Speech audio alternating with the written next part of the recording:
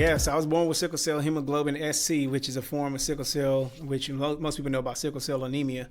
But it's a blood deformation, and it attacks your blood stream, your blood supply, but also it attacks your immune system. So it makes you prone to a lot of diseases and sicknesses. And a lot of the people who die from sickle cell, they don't die from sickle cell, they die from complications of having sickle cell, like pneumonia or acute chest syndrome, or their spleen, I didn't know that. Their spleen messes up, or they have other type of liver damage and stuff like that just kind of gets them to a position where their body's overly compromised, and then they end up dying. So I was born with it, never really had any issues up until I was 16, had like one crisis, which they call sickle cell crisis, when you go through these pain crises. And then, like I said, went down to college, had a little too much partying, but came back, but also had another crisis, and they put me in the hospital, but they gave me a shot of fentanyl, a bolus, which is like a concentrated amount of fentanyl, and my body rejected it, and I ended up flatlining. Like I ended up having an allergic reaction to it, anaphylactic reaction to it, and to the point where I suffocated and basically died. And then they revived me, got me back, and I remember that's when I gave my life to Christ, but I didn't stop having crises. I had 9 more crises, and this lady at my church at the time said, God wants to heal you, but you got to have faith. And I'm thinking in my mind, like, what do you mean? I got faith? I'm a Christian on this? And she was like, no, like faith. And it's like when the man told Jesus, I believe, but help my unbelief. She was basically saying, like, you need to believe and you need to have extra belief.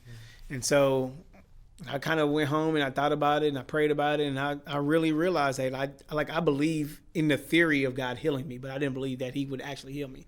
And so I started wrestling with that, and God kind of got me to a spot where he was like, you know, this is where I want you to be. And the same lady said, hey, I need you to come by my house on Saturday. Didn't tell me what was going on. I was like, oh, okay, cool. You know, trusted lady, mother of the church, you know, loved it. And me and the young lady I was dating at the time, and then my mother, we all came over to their house. I'm like, wow, these cars out in their house. Like, okay, whatever. You know, maybe it's some breakfast. And I like to eat, whatever. But I remember hearing them from outside. I'm like, this ain't no breakfast. This is something else. And there was ladies from our church praying. And I remember walking through her door, and I remember Isaiah 6 hit me when it said, in the year of King Uzziah, I saw the Lord high and lifted up, and his train filled the temple. And that thickness of his presence being there, it was just so crazy, where the moment I crossed her threshold of her door, I fell. And I just started praying, and I started praying in tongues. And if you know anything about being in the Baptist church, praying in tongues, you're like, wait a minute, what? Right. Not all Baptist churches believe like that. And so anyway, but I remember just praying, and then it was like 20, 30 minutes, and they, you know, got me to his chair, and the ladies of the church was praying on me, praying over me. And then they started laying their hands on me like they talk about in the Bible, and just lifting, like actually like grabbing in a grabbing motion, like grabbing, and you can feel something coming off my body. And it felt like there was something coming off of me.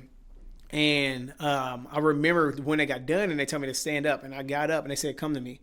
And I took one step and I fell. And I was like, I feel so light. What's going on? It was like that infirmity is lifted off of you, and you are different. And I remember, like, they saying you're healed. And I was like, you need to have faith and you need to believe it. And man, I was in October of 2002. Wow. October 2002. I have not had a crisis since. I have not had any issues with sickle cell since. And the fact of the matter is, I've had run-ins with doctors where they look at my numbers and like, why are your numbers perfect? Like your blood numbers, your hemoglobin levels, your oxygen, all these things are right. And I tell them, and the first time I told them, they're like, okay. But now lately they're like, it gotta be, because there's no other reason why. Now they have a kind of not necessarily a curable way for, especially for people who have sickle cell anemia, to be able to live better lives and stuff like that, and actually kind of erase sickle cell and produce normal blood cells. But I remember just like telling people, like, I've been healed. And at the moment I got healed, I had like a low cut, Caesar, just had a fresh haircut. Yeah. But I was talking to my brother, and he was talking about getting his hair locked. And I remember talking like, God, like, I want to do something. And at that time I was reading the book of Joshua, and he was talking about crossing over the Jordan River. And he was like, put the 12 stones in the river and on the banks of the river to commemorate the day I crossed you over. And I was just like, well, I'm not about to walk around with 12 rocks in my pocket my whole rest of my life. But I want something to remember. And I was like, I'm going to grow my hair out as a representation of when God crossed me over my Jordan. And so every time I look in my mirror, I can have a representation of how God can cross me over something difficult.